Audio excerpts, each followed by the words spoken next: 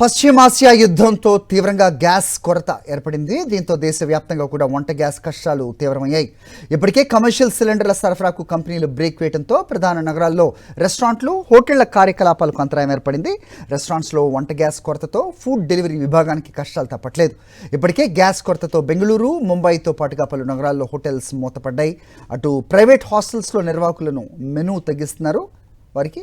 అలాగే బ్రేక్ఫాస్ట్లో tea, coffee, puri, dosa బంద్ చేసే ప్రైవేట్ హాస్టల్స్. దీంతో విద్యార్థులు, ఉద్యోగులు తీవ్ర ఇబ్బందులు ఎదుర్కొంటున్నారు. గ్యాస్ కొరత సెగ హైదరాబాద్ ఐటీ కారిడార్ హాస్టల్స్కు తాకింది. టెక్కీలకు కారిడార్ హాస్టల్స్ అసోసియేషన్ షాక్ ఇచ్చింది. గ్యాస్ కొరత కారణంగా ఇకపై టీ, కాఫీ, బ్రేక్ఫాస్ట్తో పాటుగా అదనపు భోజనం కట్ చేసింది. మెనూ కట్తో లక్షలాది ఉద్యోగులపై ఈ ప్రభావం పడనుంది. అటు హోటల్స్ కూడా మూతపడుతుండటంతో తిండి కష్టాలు తప్పేలా కనిపించట్లేదు.